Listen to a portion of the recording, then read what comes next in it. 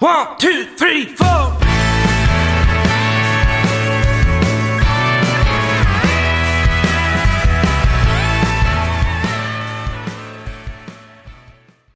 All right, welcome back to Country and Cold Cans. I'm Logan, sitting here with Trucker Andy and Kyle. Be sure to give us 5 stars and a great review on Spotify, Apple Podcast, and Amazon. Click the subscribe button while you're at it and share it with your friends. In the description of this podcast, there is a link that says click here to leave us a voicemail. Let us know any questions, any song recommendations, or any thoughts you have. That's the place to get it to us, and we will respond to you next week. Check out the website, countryandcoldcans.com, for blog content and merch. All right, fellas. Andy, did you keep up with our boy Cookie's Snapchat story this weekend at all? Yeah, I did. So Cookie was at the Carolina Country Music Fest in Myrtle Beach. It looked like a lot of fun. One, Cookie told me that his 4-day VIP pass had free alcohol. Wow, I was like, that could be dangerous. But he also got there. Next date. He also got there hella early. He got there when there was like no one there, and he had phenomenal. He had a phenomenal. But I guess it was first come first serve. I'm assuming, or maybe he got great tickets.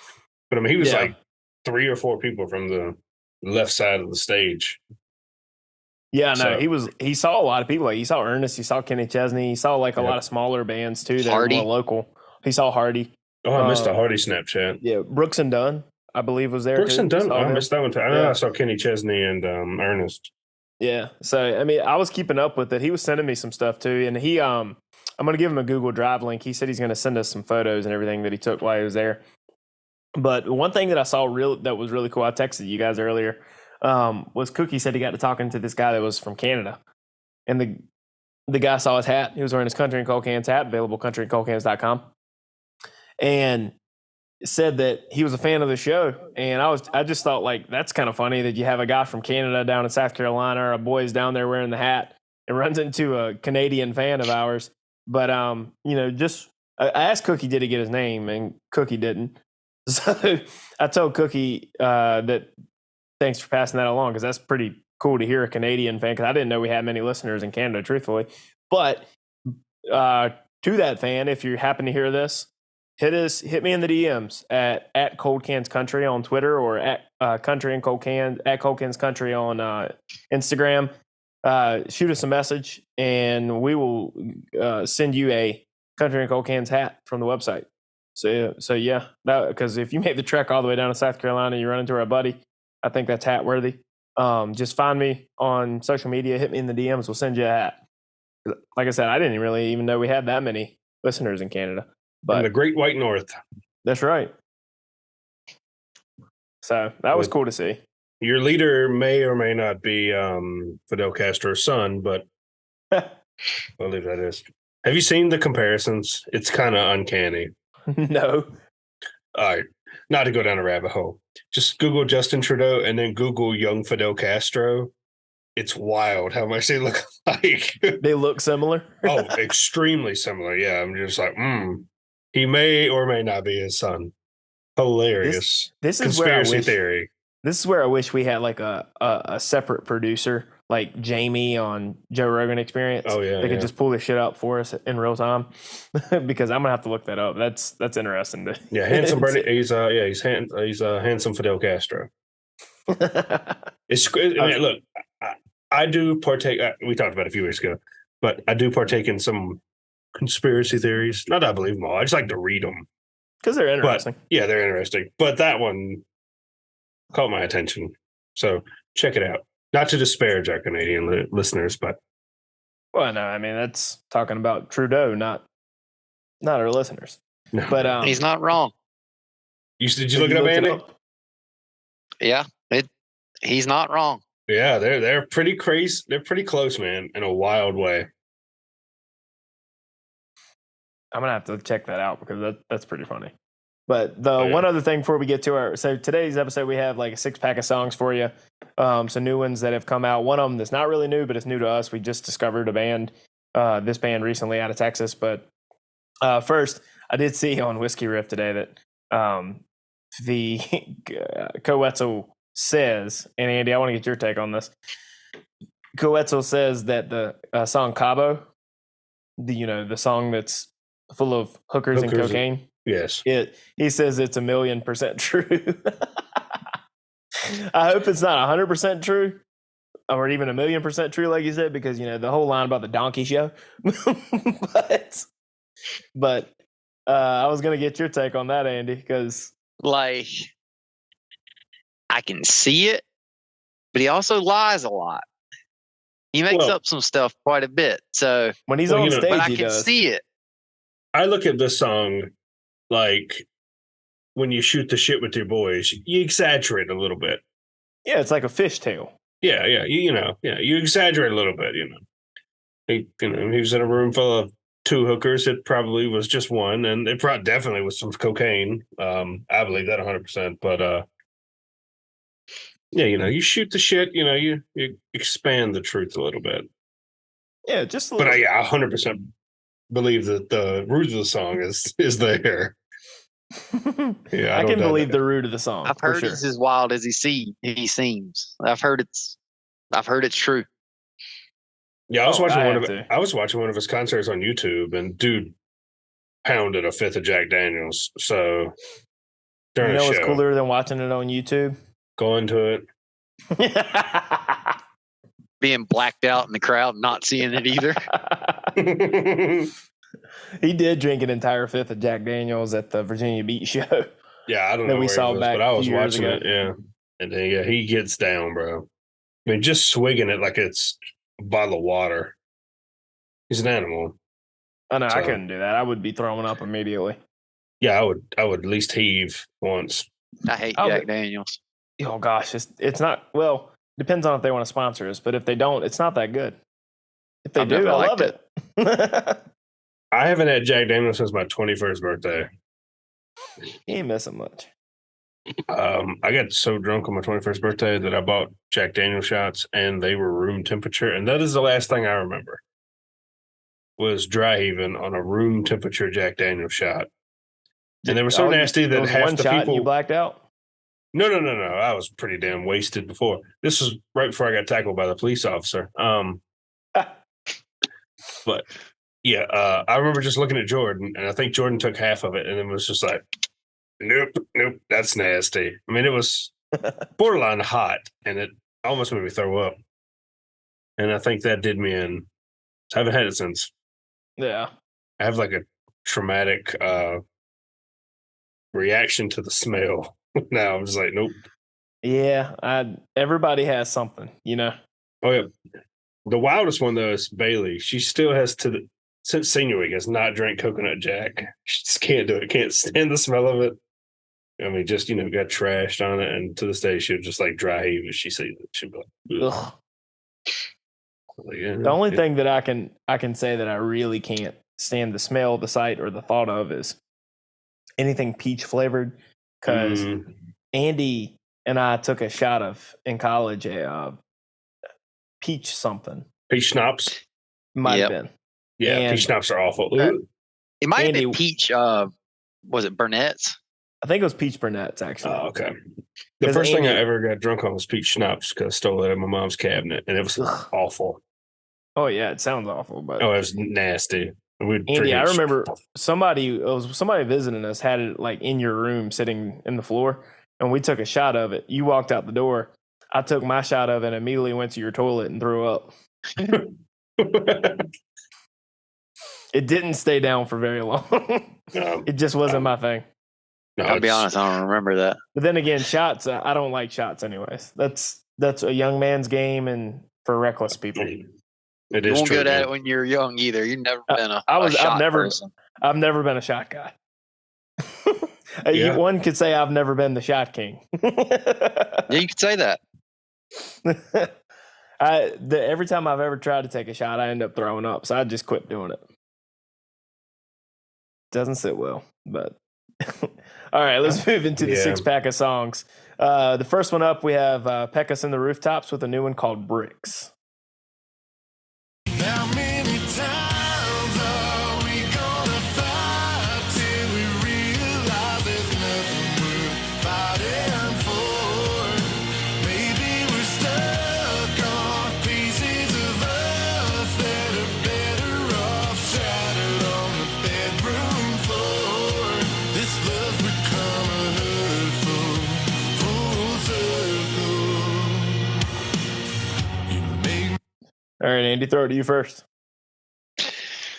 I have thought about talking about these guys this year. I was going to say that since like this damn song, not been that great since then. But this year, the 3 songs, including this one they've put out, are good.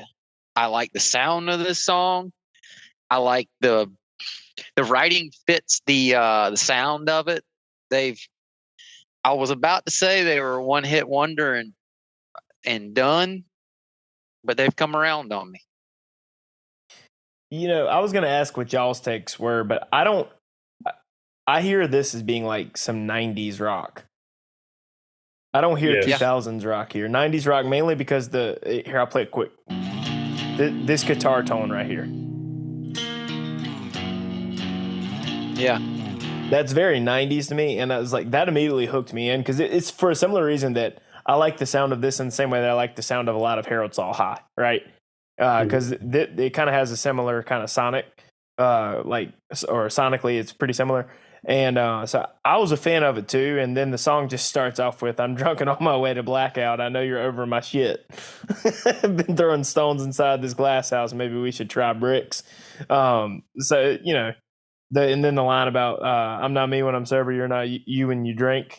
The differences in the personalities of the 2 people in the song. I was a fan of it too. Kyle, what about you? So, I agree with what Andy has started to articulate. The beginning of the song, I was like, "Oh, this is very, very monotone, very monotone," and then it picks up, and I think they're a lot better on a little faster, bumpier pace. The beginning of the song, I when I first listened to it, I was like, "Oh no, this is not good." Not lyrically, but just the sound of it. I mean, this sounds like Talking about the vocals. Yes, not to disparage Jordan Hargrove. It sounds like Jordan Hargrove. He is monotone as hell. And it obviously like, oh, God. But then it picks up, and I'm like, oh, yes, very good. Yes, I love the sound of this.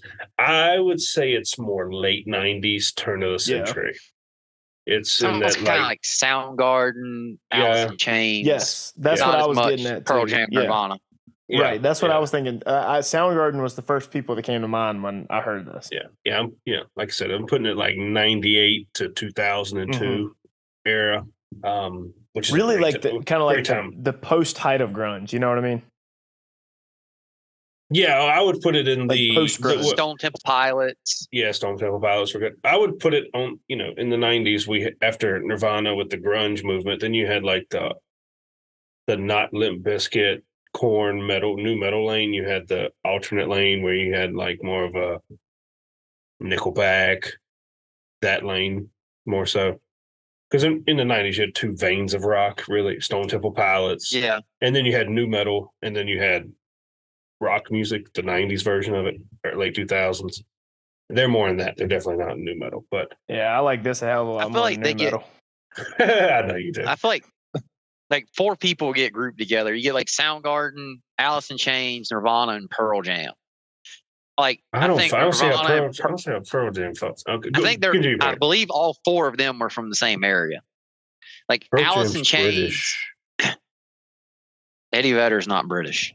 I thought Pearl Jam was a British band. No, they're I think all 4 of them are from the Seattle, so they all get grouped they're from the Seattle scene. Maybe I assumed they were British because I couldn't understand the words. But I feel like Pearl Jam and Nirvana have more in common than Soundgarden and Alice in Chains. They're they're not the same, but they're grouped in the same group. It's more of the other sound, because you'll have, I don't know the Pearl Jam side as much, but like Stone Temple Pilots go with the Alice in Chains and Soundgarden side. This sounds like that side of the spectrum. Right. And Andy, you nailed it on the head, but that was what I had like Soundgarden in my head, but I couldn't think of Alice in Chains. But that's exactly what I was thinking when I first listened to it. This was like Soundgarden, Alice in Chains type rock music. But so you nailed that on the head from what I just couldn't articulate. But Pecos in the Rooftops, Bricks. All right, next up, Miranda Lambert is back with a duet with Leon Bridges, the very, very talented soul singer, and it's called If You Were Mine. Let me show you something.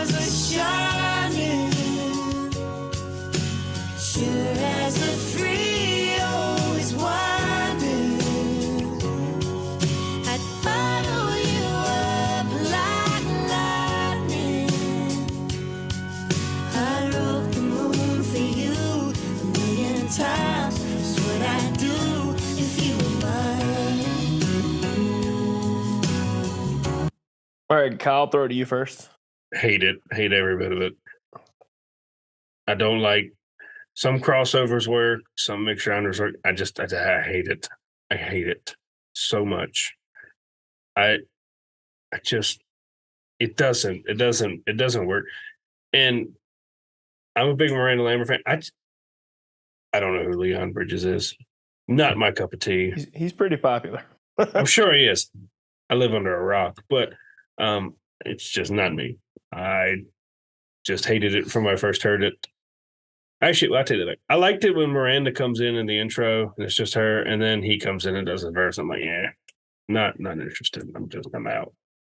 Andy, I was going to throw to you next, but I think it's better if I go next because everything Kyle said I disagree with. I love it.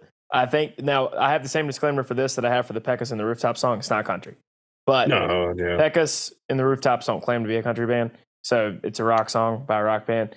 This isn't on a project. This is just a single that's been released, but this is a very soulful song. I love the production on it. I love the guitar. I think that their voices are harmonizing very well. It's an okay written love song. It's nothing like reinventing the wheel, as we like to say, but I do like it. It's pleasant to listen to. It just has it's very, I vibe with it, and I love the soulfulness of it. I like Leon Bridges' voice too. So I'm a fan. Andy, what do you think? Well, what side am I going to be on? I think you're probably going to be more on Kyle's side. I mean, now, unlike Kyle, I don't hate it, but there's nothing I like. Put a toe with the middle line there, Andy. I don't hate it, but there wasn't nothing I like. Hey, fair enough. Honestly, Kyle, I really thought you were going to like it and Andy was going to hate it. Yeah, it doesn't do anything for me. I don't. That's totally fair now. Not all ambitious not all, crossovers are worthwhile, in my opinion. I don't think this is too ambitious, though. I don't think they're that. I don't think this is like mixing oil and water. Yeah, I wouldn't. Yeah, I mean, Miranda Lambert's lovely. I just don't care for Mr. Bridges. That's fair. I like Leon Bridges, but I get it. Yeah, maybe you don't like soulfulness. That's fine. No, I totally get it. All right. Next up, Rich O'Toole versus God knows. Rich O'Toole's new song, 4th of July. Let's take a quick listen, then we'll be right back. Like the 4th of July, I light up your sky. Knowing the day can be as good as this night. Fill your heart with bright flashing lights. The 4th of July. So I'll go first on this one. I really like this song because it takes me back to that kind of mid 2000s, early 2010s era of Texas music, where it's like it's not super country, it's not super rock, it's like a mix of the both. It's got a driving melody. I think it's just very pleasant to listen to. I think Rich's vocal on this is very, very good. This is one of those. Andy, you probably are more familiar with that era of Texas music than Kyle is, but this was sounds very much like that Randy Rogers, Wade Bowen era of Texas country that we first got into. So I always tend to have an affinity for that kind of thing. So this is kind of right up my alley of just fun to listen to. This is a good driving song for me. So I'm a fan. Yeah, I'd agree with that. Because from the same time period, like when we started listening, Rich was one of the first guys I started listening to. Sounds like classic Rich O'Toole. Exactly.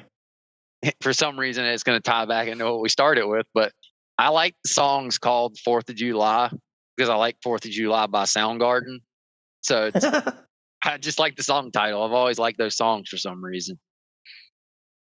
Kyle? Very timely. So, but, good on his part there. It's June, Kyle. I mean, you're 2.5 weeks from the 4th of July. I mean, it's a good time to release it. Summer song. Yeah, I mean, 2.5 weeks. Good time to release it. Great Americana song. His vocals are really well done. I think we ought to have more well done, not Americana in the genre sense, but pro America, if you will, rah rah, but that aren't like cliche as hell. not like propaganda, but just like Yeah. songs that just evoke the feeling of America. I get what you mean. Yeah, not like so cliche, like Not post 9/11 Toby Keith. yeah, not like what's that song? Not like the Toby Keith boot up your ass. The Angry American, courtesy of the Red, White, and Blue. That's right. Yeah. But I mean, it's just overall positive. Little subliminal political messages in there. So I'm really hard pressed to find anybody that would have. Well, I take that back. Somebody always has an objection to something, but this is just great listening. Mm-hmm. You can put this in front of 99.9% of people at a barbecue or a lake day or a beach day. No one has any objections. It's just great, easy listening for everyone. So I'm with you on great that. Great song. I mean, well done. Rich O'Toole's 4th of July. I also enjoy the little kid blurred with the sparkler, like you said, brings back the album art. Yeah, great nostalgia there, All right, let's move in, dip our toes into the mainstream country world with a new one from Jason Aldean called Try That in a Small Town. I thought you were gonna go with the next one. We'll try that in a small town. See how far you make it down the road. Around here we take care of our own. You cross that line, it won't take long for you to find out. I recommend you don't. Try that in a small town. Ugh. So, Kyle, I'll let you go first because I got a lot to say about this one. Yeah, so it was either last week or the other day when you first introduced me to the song. How the Mighty Have Fallen. Such a sharp decline from early Jason Aldean. That's the first criticism of this song. I mean, we have just crossed the Rubicon on the other side of Everest, and he's just fell down the slope. I give this song the same song I give 90% of my criticism to Brantley Gilbert. This song is made for people that walk on their back porch and they masturbate to their John Deere combine sitting under the shed. It also has like a very anti-urban feel, which, I live in a small town, but like small towns have just as many problems as urban areas. I'm not going to play. I get kind of really tired of like the cliches that small towns are perfect and it's just the damn big city's fault. Small towns have the same problems, not the same problems, excuse me. They're most of the time they're entirely different. You don't have as much crime, but you have rampant drug use. Well, see, you don't have as much crime in numbers, but per capita, some small towns are more dangerous. Yes. And our hometown is per capita more dangerous than where I live now, and it's significantly smaller. Yes. But to your point right there, that's what I don't like either. Is go ahead. I just get annoyed by that. I'm just like, there is no utopia, bro. No, it doesn't exist. And this is my biggest criticism of the song, other than it just being incredibly lazy from a songwriting perspective. There's no effort whatsoever put into this. But in the same way that I get annoyed by the Americana artists that disparage play dress everything. Up, they play dress up like they're from the 1950s. They do. I don't really have a problem with that. I don't. But that's what they're doing. And they disparage everything about a small town and act like that it's terrible, backwards, and awful. And that every single song referencing a small town seems to be like that. It's the same criticism. The opposite is true for mainstream. Yes. They act like 100%. It's a utopia. It's awesome that nothing goes wrong. And let's dive into the Pulitzer Prize winning lyrics here. Well, before you do that, I don't believe in dog whistles and all that. A lot of that shit's made up. But if I was a cynic boy, does this song have some. I was very cynical and hypercritical of mainstream country, which I'm not. I don't believe he has these intents, but you could just read that first verse and be like, "Oh boy, I see what he's getting at." Yeah. No, like you said about the dog whistle thing, like I tend to think dog whistles are overblown typically, but Yeah, if I was someone made hypercritical. Hypercritical and really hated it. I could 100% see somebody making a fairly decent case. the funny thing about when people always say they're dog whistles, the irony of that statement is that dog whistle implies that only a dog can hear the whistle. So if you're saying that something has dog whistles, you're admitting that you hear it. So you're admitting that you are a racist. Yes, yeah. That's the irony of it. Yeah. But anyways, the lyrics: sucker punch somebody on a sidewalk, carjack an old lady at a red light, pull a gun on the owner of a liquor store. You think it's cool? Well, to act a fool if you like. Cuss out a cop, spit in his face, stomp on the flag and light it up. Yeah, you think you're tough. Well, try that in a small town, boy. It's kind of like that bullshit that I get so annoyed by that because there's no effort put here. Like, this is just, let's list a bunch of things that are crimes that people in small towns who only have ever driven through big cities think that are prevalent in every place that is not their hometown in America. And then let's pretend for a moment that in the small town, there is no crime and we don't put up with anything because we'll band together and take care of the crime on vigilante style. They all think they're fucking Batman. All right. They're just not. So, and then like the second verse, got a gun that my granddad gave me. Oh, yeah. Right? That's like, a check mark. Dude, another checklisty line. And then he says, they say one day they're going to round up. Like, now he's just going after all the people that are like big time gun owners. And look, I'm a big gun rights guy. I am. Yeah. But like the whole sit there and just, you're just like trying to go after the people that people like to call gun nuts, right? And you're trying to get them riled up and be like, they're coming for your guns. They're coming for your guns. Like, that's what this song is trying to do. I told you, man. But then hold on, the last line goes, well, that shit might fly in the city. Good luck. Try that in a small town. Like, this sounds like it was written by a 5-year-old. I'm going to give it a little more credit. Look, I do not like Brantley Gilbert at all.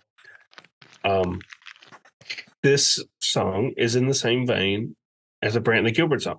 It is made for somebody who walks on their back porch and they look out at a field and then they masturbate to their John Deere combine.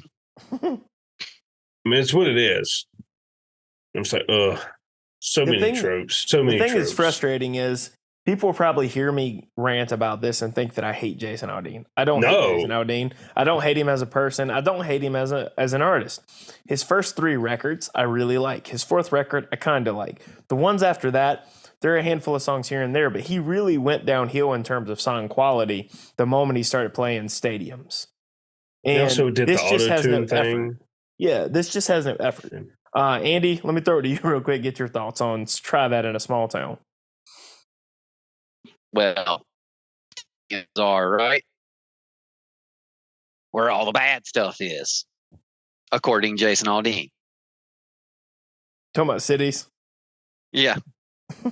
But yeah, the song's kind of sad because he's being serious, I think. But it's definitely serious. I think it really should. I really hope he's not being serious, because if he is, it's kind of sad. Because this song should almost be like funny because it's so bad. Yes, but it's not. So I feel bad for him. But the crazy thing is, I really do believe that Jason Aldean is smarter than this. I think that he's playing to his crowd, who I'm not going to say that they're not, but they like these easily digestible, buzzy phrases about things just to reinforce their worldview that everything in their small town is perfect, and that they don't put up with any shit around there. But if you go to the city, you see a bunch of people carjacking an old lady at a red light. Like, I roll my eyes at this just as much as I do at the Americana Pinkies Out crowd that are just like everybody in a small town is a backwards, toothless, incestual redneck. Look, is a little more deeper thought I have here. There's another Jason that we're going to talk about later, who is the polar opposite. And Jason Aldean and his wife have become very outspoken in their beliefs. That's their prerogative. I feel like the song might be playing into that a little bit. That's his prerogative. We're not going to judge someone based on their personal beliefs, because we have another Jason who is who does the same in the opposite direction. Yeah, we're not going to disparage him. The one thing I will say this difference about the other Jason is when it comes to songwriting, I'm a lot more talented. Yeah. But like I told you, the first time you showed me the song, like I said, this is really disappointing because like 2006, man, this dude was releasing bangers for mainstream country radio. Yeah.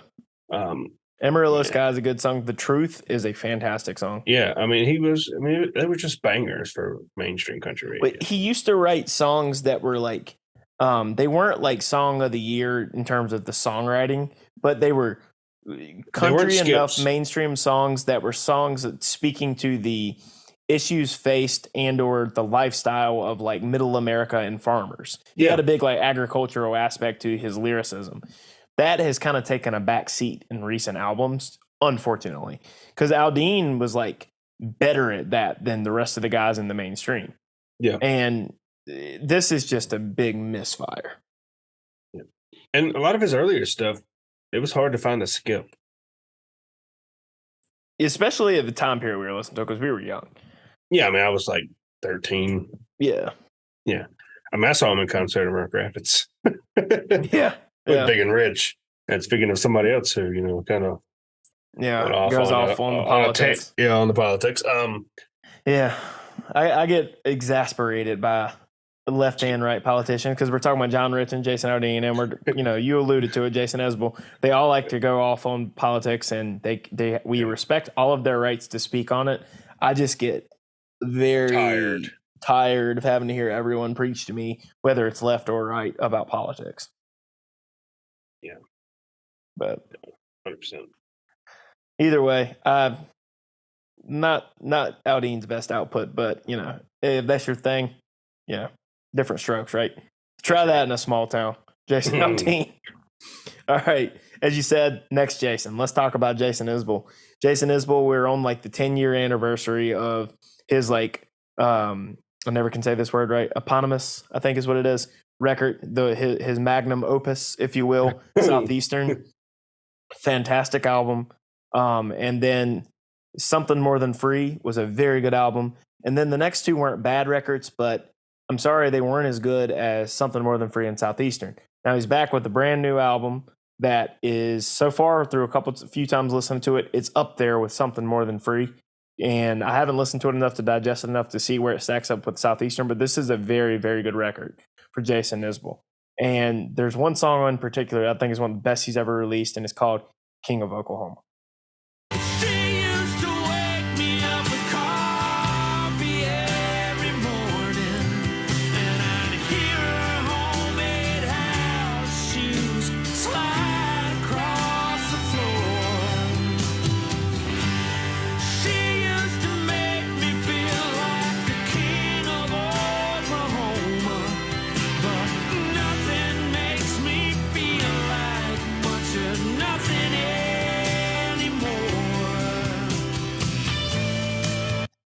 All right, so just to set the scene for what the song's about, it's a song about a guy whose life is falling apart, whose wife is about to leave him. He even says at one point that his kids are not even going to know his name, because it really does speak to a real problem that we have seen in America. This is one thing that Jason Aldean, God knows, Jason Isbell, he knows how to craft a story. And this story is kind of a lens into a lot of parts of America where people are dealing with like opioid addiction and addiction prescription pills.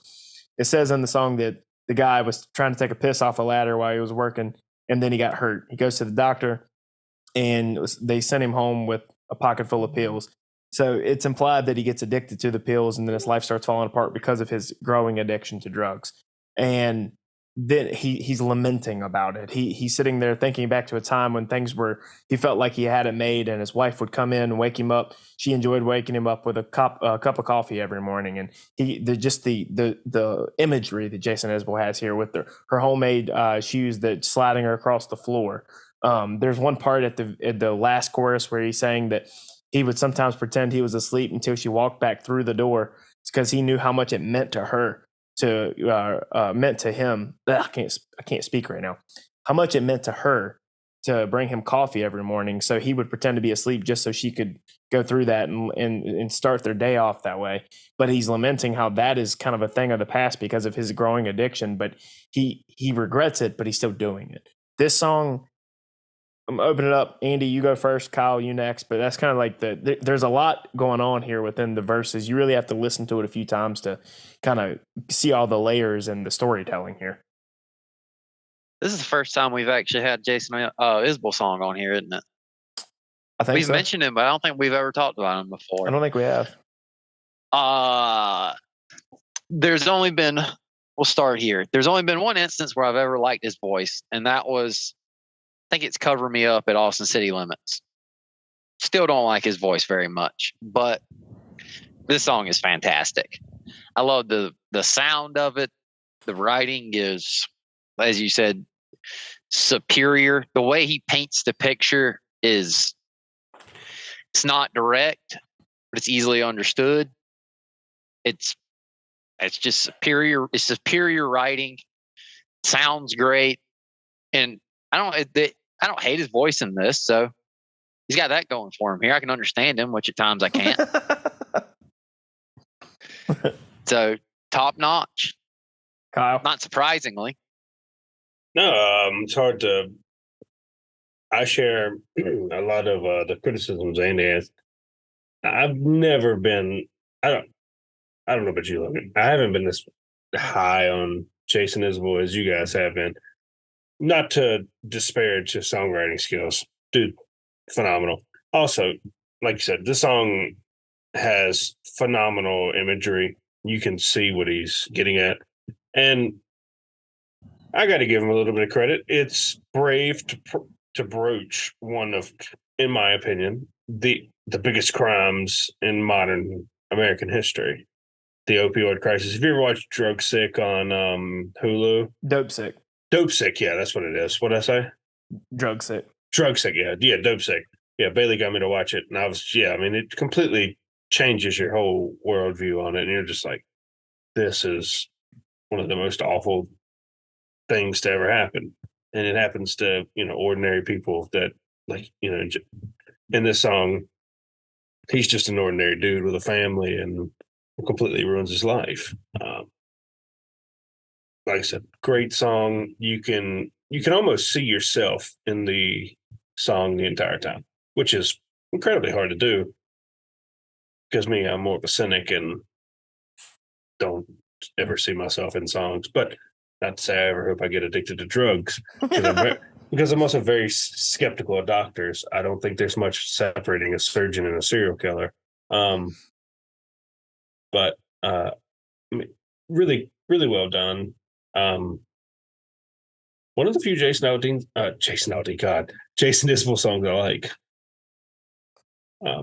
I'm not nearly as high as you are, I think, but the back-to-back Jasons got me too earlier. Yeah. But no, like, so I'm not going to say that I love every song he's ever put out. I'm very much more hit or miss with some of the songs, but he did put out 2 records that I absolutely love. This one that just came out, I think overall is a great album. I think that of his generation, he unequivocally is a top 5 songwriter and has a strong case to be the best songwriter of his generation. Like Andy was saying, this song in particular is Jason Isbell at his best. Jason Isbell at his best is on a separate, exceptional level that few can only aspire to reach. And I don't say that lightly about people's songwriting. Just the level of detail he fit in a 5-minute song here. This is a short story and it's a tragedy. You know what I mean? Yeah. It's a tragedy, but it's not like it's a fake tragedy. This is, like, to Kyle's point, something that affects millions of people all the time. They get hurt. They weren't an addict. They weren't going out of their way to be an addict, but they get hurt. And the prescription pills given to them to treat their ailments, just they get addicted. And then their life is ruined. And then it ruins their marriage and it ruins their kids' lives. Like this is a very real topic that I think Jason Isbell did a fantastic job of approaching. And then Andy, to your point about the production on this, the production on this whole record. So he produced this one instead of having Dave Cobb do it. And he adds in some harmonica and a little bit more like fiddle on this one than he had on other parts. And then there's some straight up like Southern rock moments and some just like rock moments on here that they allow their him and Sadler Vaden, Morgan, he's his guitar player, Morgan Wade's producer, to stretch their legs a little bit.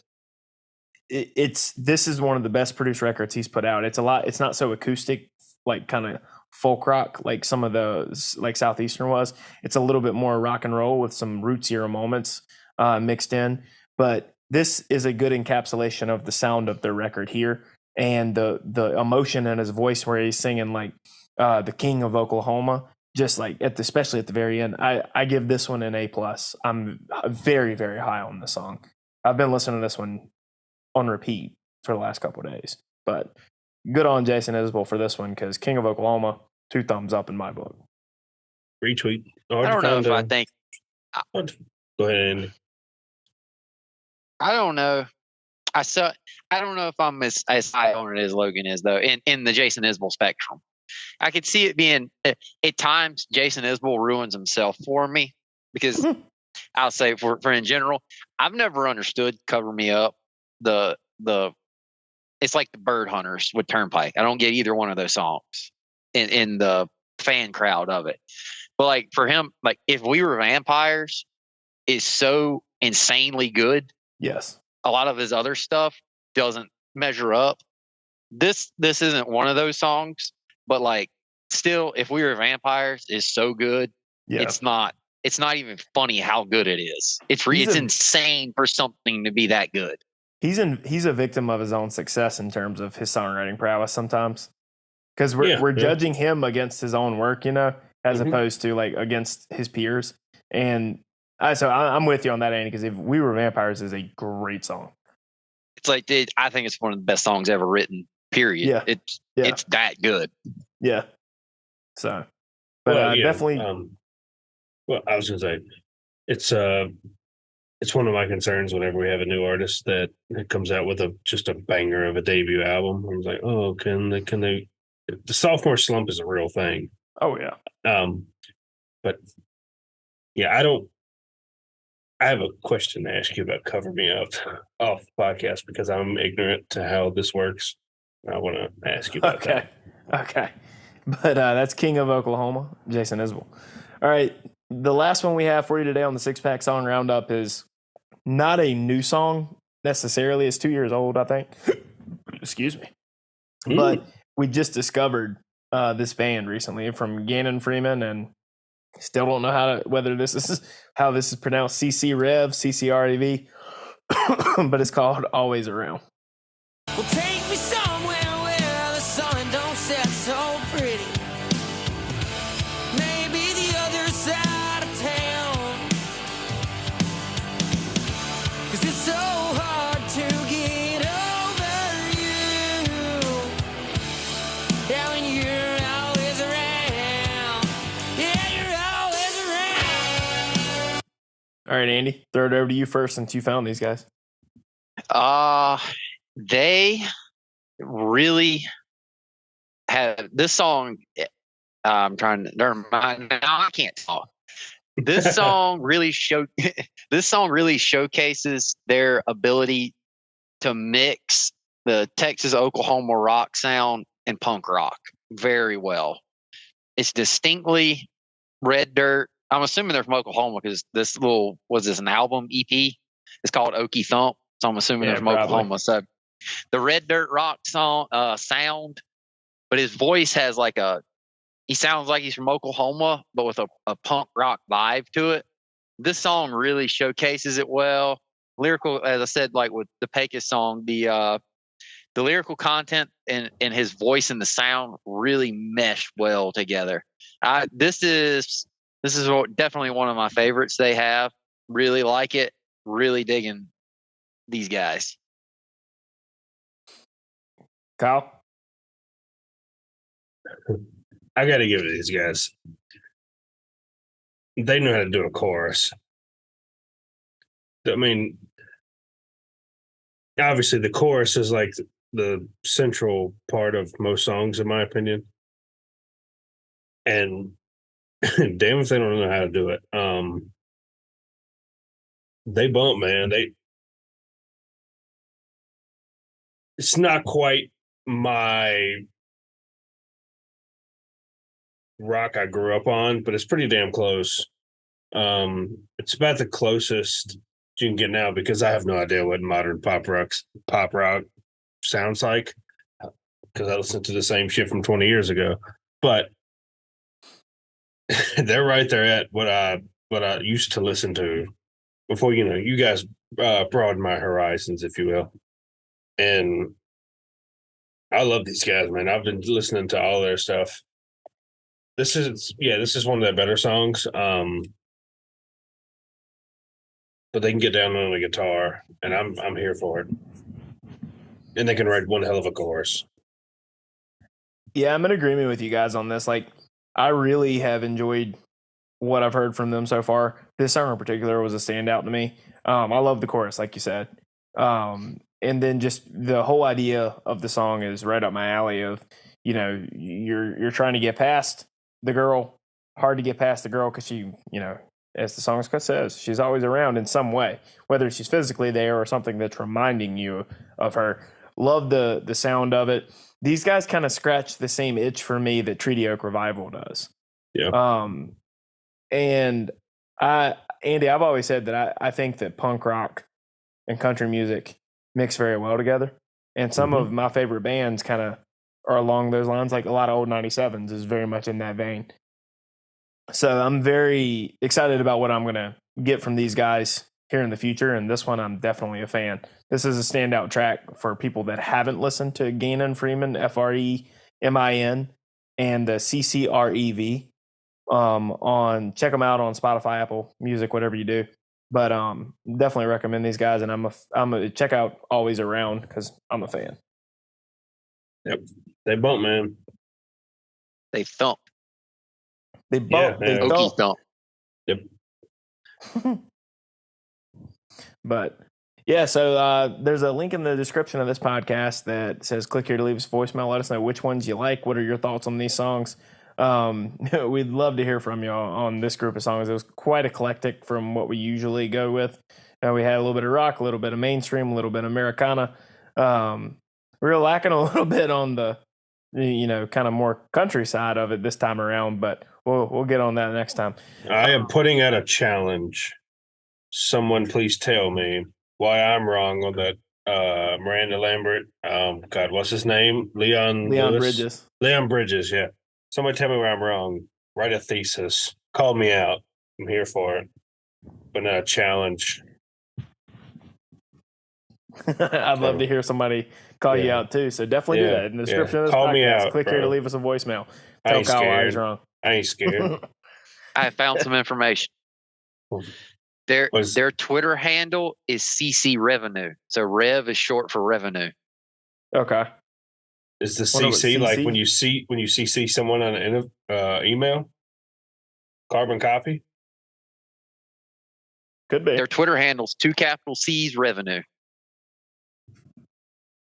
Cold cans revenue? Hey, there we go. Oh, did they rip us off? To be determined. I don't know. Yeah. I just completely made that up. But definitely check them out. So be sure to give us 5 stars, great review, Spotify, Apple Podcasts, and click subscribe and share it with your friends. Check out the website, coldcansnetwork.com, countryandcoldcans.com for blog content and merch. For this episode of Country and Cold Cans, I'm Logan, sitting here with Trucker Andy and Kyle. See you next time. Take care, guys.